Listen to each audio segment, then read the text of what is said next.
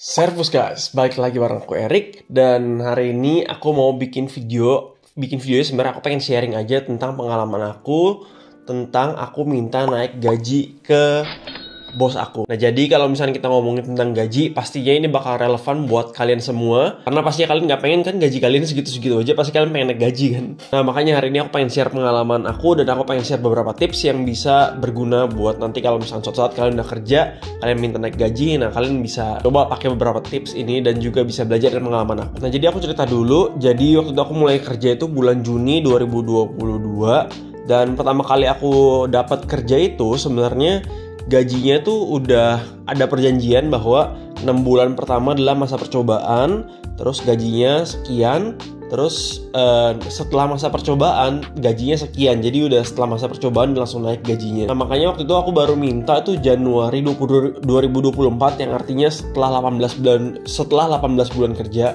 atau setelah 12 bulan dari sejak naik gaji terakhir, supaya seenggaknya bulan Juli 2024 aku udah naik gaji, yang artinya itu 18 bulan setelah dari kenaikan gaji aku yang paling terakhir. Dan selain itu kebetulan juga perusahaan aku waktu itu di tahun 2023-nya minta naik gajinya gimana. Jadi waktu itu karena aku udah tahu aku pengen ngobrol ini sebenarnya bulan Januari atau Februari, aku tuh sebenarnya dari Januari baru awal tahun banget baru masuk, aku udah ngomong ke bos aku namanya Erik ya, aku namanya Erik juga. Jadi supaya enak nih ceritanya. Jadi bos aku namanya Erik, jadi aku udah ngomong ke Erik, udah bilang BTW udah setahun kerja nih dari terakhir kali Mitarbeitergespräch. Aku pengen Mitarbeitergespräch lagi dong. Mitarbeitergespräch itu kalau kalian inget pernah aku jelasin juga di video sebelumnya, tapi aku recap sedikit, semacam kita nge-review aja sih kita kerjanya gimana sih selama di beberapa bulan terakhir atau di setahun terakhir, apa kita kerja cukup bagus, ekspektasi dia gimana, ekspektasi aku gimana.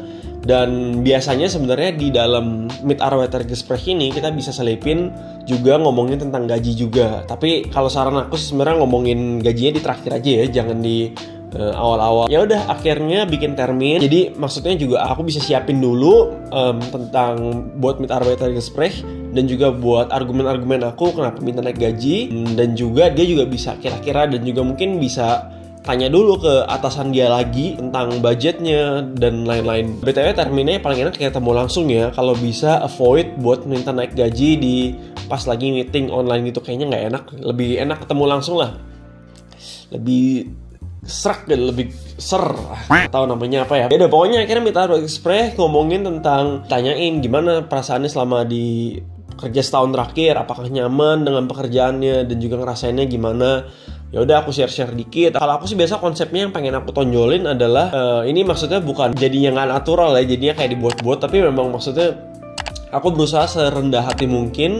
Dan karena memang aku merasa di kantor itu aku bukan yang paling pinter lah, banyak banget yang pinter gitu. Aku kayak yang biasa-biasa aja tuh, bahkan hampir yang paling bawah guys. Tapi ya nggak apa-apa, tetap menurut aku layak dapetin gaji. Jadi konsepnya kayak gitu. Terus aku bilang ya udah aku selama di setahun ini karena baru mulai kerja juga, aku bilang banyak belajar.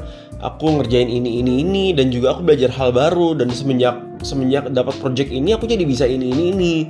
Nah jadi rendah hatinya adalah belajar, tapi secara nggak langsung aku coba nunjukin bahwa aku tuh jadi punya skill baru loh, yang nantinya bisa bermanfaat untuk argumen naik gaji juga. Jadi ini kayak ngomong merendahkan hati tapi tersirat ya.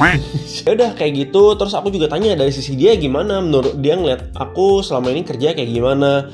Terus ya udah dia kasih feedback dan kasih mostly positive feedback. Dia kayak bilang, oh ya kalau kerjaan kasih kamu selalu beres, dan kalau misalkan ada yang nggak tahu ya benar kamu nanya gitu. Selain itu dia bilang juga kalau misalkan aku bilang oh ya tenang aja aku kerjain selesai kok hari ini, atau selesai kok 2 hari, atau selesai 3 hari, itu beneran selalu on time gitu.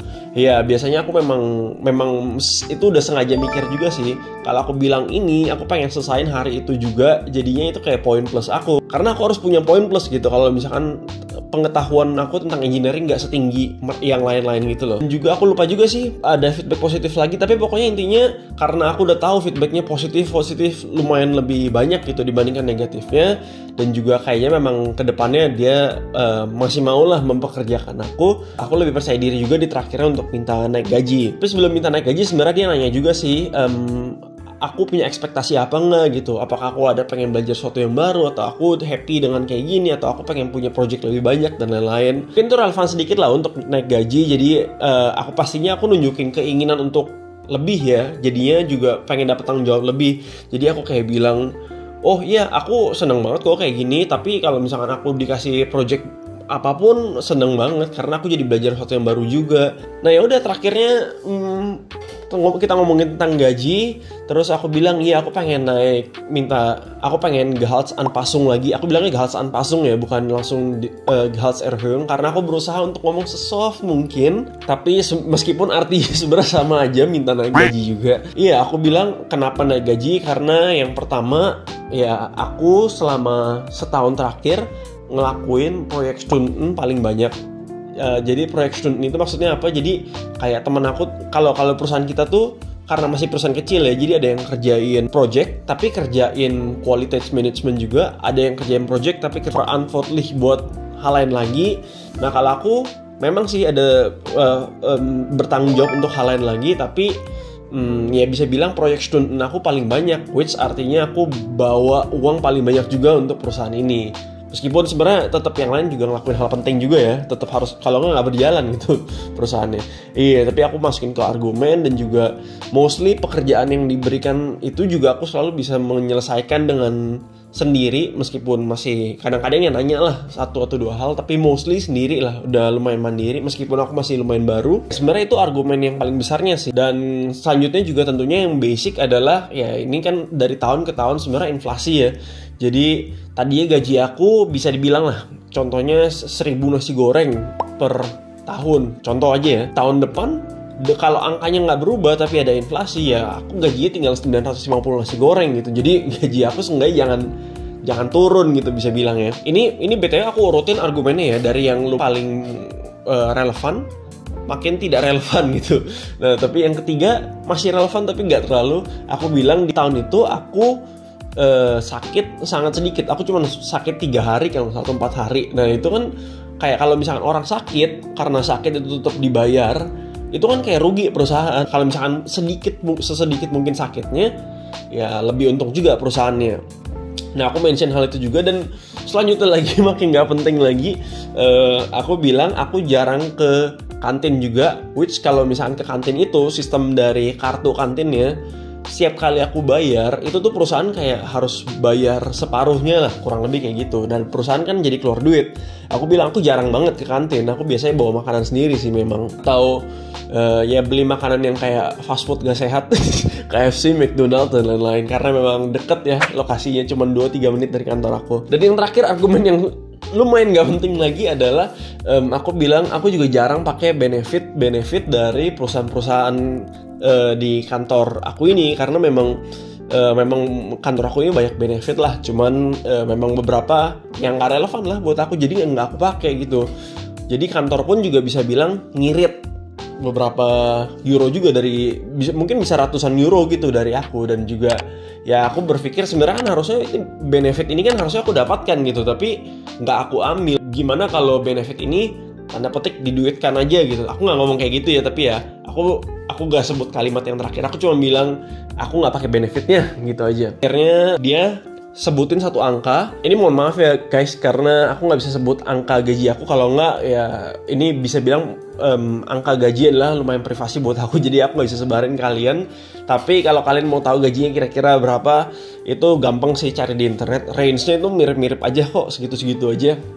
Di Jerman tuh kesenjangan sosialnya nggak terlalu parah. Pokoknya intinya dia tawarin dulu, oh ya udah deh kalau gitu gimana kalau gajinya naik segini 5%. Terus dia bilang soalnya itu sebenarnya udah diomongin sama si atasannya, udah dibilang ngomongin sama CEO-nya. Kita kan perusahaan kecil ya, jadi kalau ngomong langsung ke CEO-nya.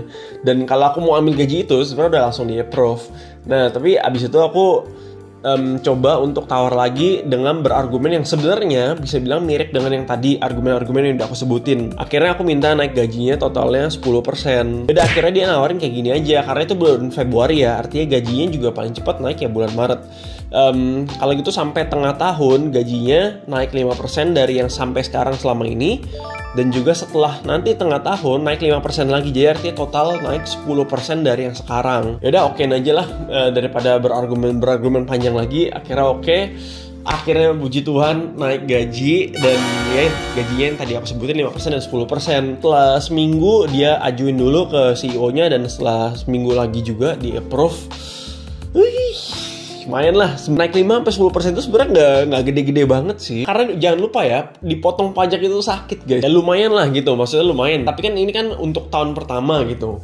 Naik sedikit-sedikit, nanti ya kalau misalkan setelahnya naik lagi, ya makin banyak lagi kan. Jadi pelan-pelan lah, nggak apa-apa. Jadi aku bersyukur aja bisa naik gaji gitu. Nah sekarang aku mau bagiin tips ke kalian tentang naik gaji. Tapi sebenarnya tipsnya mirip banget sih sama yang tadi aku sebenarnya udah share, tapi aku rangkum sedikit lagi. Pertama, kapan kalian minta naik gaji? Sebisa mungkin adalah kira-kira 12-24 bulan dari semenjak kalian naik gaji. Kalau internet sebenarnya biasa bilang 18-24 bulan. Aku bakal lakuin 12-18 bulan lah dari semenjak terakhir kalian naik gaji. Karena nanti masih ada proses-proses sampai beneran naik gajinya gitu. Kalian bisa argumen kayak gitu aja. Kalau misalkan suatu saat kalian lagi argumen bilang oh bukannya tahun lalu baru naik gaji. Iya ini kan minta naik gaji, tapi entar setelah proses-proses baru 3 bulan lagi baru dapat. Kalian bisa bilang gitu. Dan kadang-kadang ada juga sih yang timingnya kalian minta naik gaji mungkin setelah habis project sesuatu, atau kalau kalian baru dikasih tanggung jawab yang baru atau baru naik pangkat. Itu bisa juga untuk ngomongin tentang cocokin gaji lagi. Yang kedua, tadi aku udah mention juga, sebisa mungkin jangan minta naik gaji atau ngobrolin tentang gajinya secara online. Kalau bisa ketemu personal aja. Biasa orang Jerman lebih gerne juga untuk ngobrol secara personal juga. Yang ketiga, supaya kalian bisa tahu angka yang terbaik, itu sebaiknya kalian coba research dulu di internet. Gaji kalian berapa? Kalau misalkan contoh nih, gaji kalian sebenarnya udah yang sekarang ini udah sehat ya. Ya udah, biasa internet bilang minta naik gaji itu 5-15%. Tapi 15% gede sih, biasa 5-10% memang. Tapi itu kalian harus bisa baca situasi juga. Kalau misalkan kalian lihat kayaknya kerja kalian memang lumayan oke, ya nggak apa-apa minta kayak gitu. Tapi kalau kalian kerjanya kurang bagus, ya lebih berhati-hati aja lah gitu mintanya. Kalian harus logis juga, jangan lupa ini bukan nawar di pasar, ini nawar sama secara akademis gitu, jangan terlihat bijaksana lah gitu. Dan juga tips yang selanjutnya lagi, ini keempat ya berarti ya. Tips yang keempat adalah ketika kalian berargumen, sebisa mungkin kalian bawa 3 argumen atau 4 argumen, dan kalian bisa urutkan dari yang paling penting sampai yang kurang penting. Atau ada juga teknik namanya 2-3-1. Jadi kalian sebut dulu yang kedua terbaik, ketiga terbaik, abis itu baru yang benar terbaik, yang pertama disebut terakhir. Ada juga yang teknik kayak gitu sih.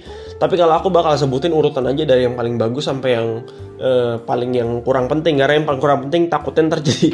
Kadang-kadang kalau aku bawaan ngomong itu kan berbahasa Jerman pun suka bawaannya lucu gitu loh. Bukan bilang aku lucu ya, tapi bawaannya kayak bikin ketawa gitu. Jadi ntar jadi nggak terlalu serius. Dan juga yang kelima, kalian harus sebisa mungkin siapin dulu di rumah apa aja yang mau kalian omongin di Mitarbeitersgespräch. Kalian bisa hafal mati juga. Kalau misalnya kalian merasa bahasa Jerman atau bahasa Inggris kalian kurang mantap, kalian bisa coba hafal mati juga supaya lebih mantap juga pas lagi argumennya. Dan pertanyaannya biasanya kan mirip-mirip aja yang kayak tadi aku bilang. Gimana selama ini perusahaan ini, ngerasa seneng atau enggak? Dan terus ntar dikasih feedback. Dan juga biasanya kita harus berargumen. Itu semua bisa kalian siapin dulu kan di rumah. Kalau udah siap kan lebih mantap pastinya. Dan tips yang keenam yang simple juga sebenarnya, percaya diri aja sih. Udah percaya diri gitu aja bahwa kalian layak mendapatkan gaji. Dan seandainya kalian kerjanya biasa-biasa aja, kalian tetap layak mendapat gaji tambahan.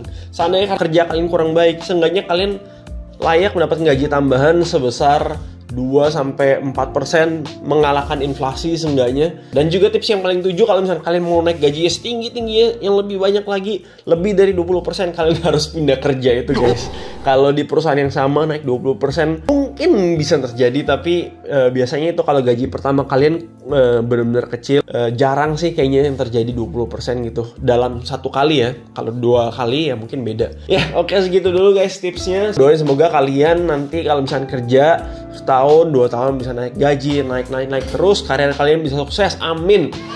Jangan lupa untuk subscribe, like, dan komen, dan juga share ke teman-teman kalian yang lagi mau naik gaji. Oke, thank you, sampai ketemu lagi. Servus.